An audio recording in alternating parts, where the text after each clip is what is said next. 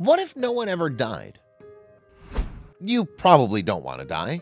Most people don't. But death takes us no matter our preference.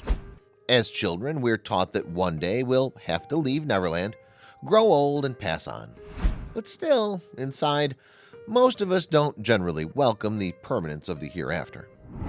Most creatures have some version of this mythos, built to teach us that death is a duty and aging is a means of learning the resolve to face our grave obligation with dignity. We tell ourselves these stories because, for most of human history, people didn't expect to live much past their 35th birthday. Saber-tooth, gangrene, common colds, death was always just around the corner.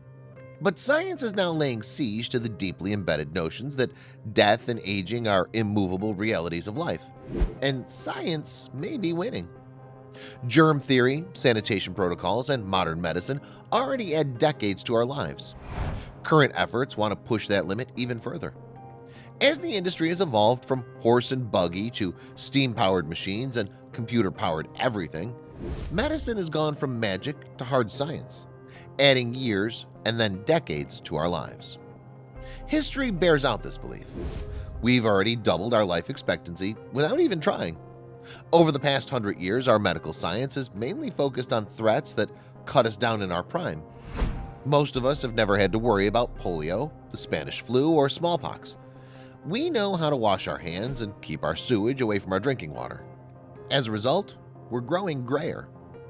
The University of North Carolina Population Center analyzed data from the Centers for Disease Control and found that in 1910, infectious diseases like pneumonia, tuberculosis, and diarrhea accounted for 46% of all U.S. deaths.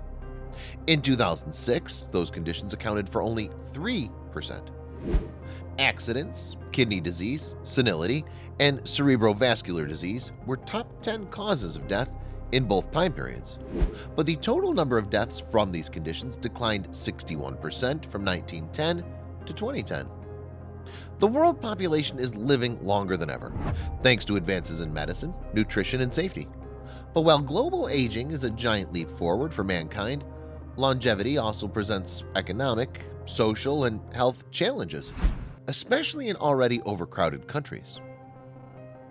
What are the health impacts of increased longevity? Number 1.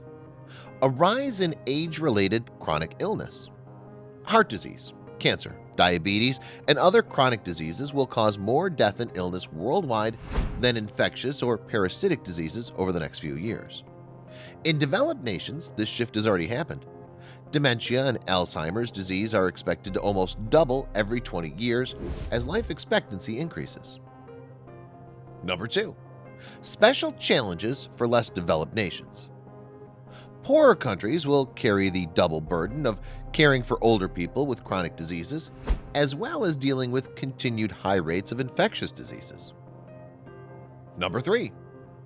Increasing the need for specialized healthcare workers. With millions more older people needing healthcare, specialized doctors like geriatricians will be necessary to help seniors worldwide. By 2030, it's estimated that 36,000 geriatricians will be needed in the United States alone. Number 4.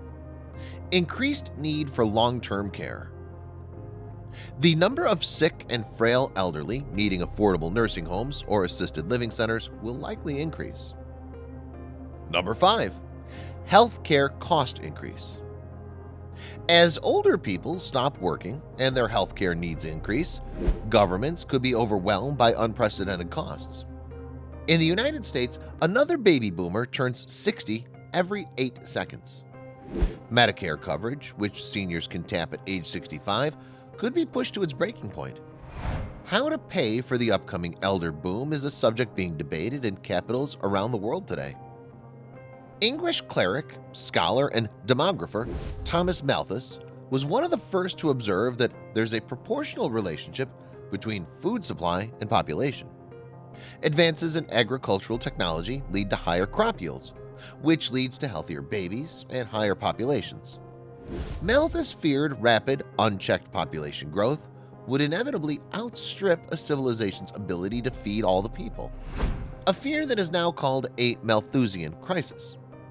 Say, for instance, If every woman were to have 2 children, one when the woman is 25 and another when she reaches 75, the population would triple in just over 100 years, and we'd reach 21 billion sometime by the end of this century.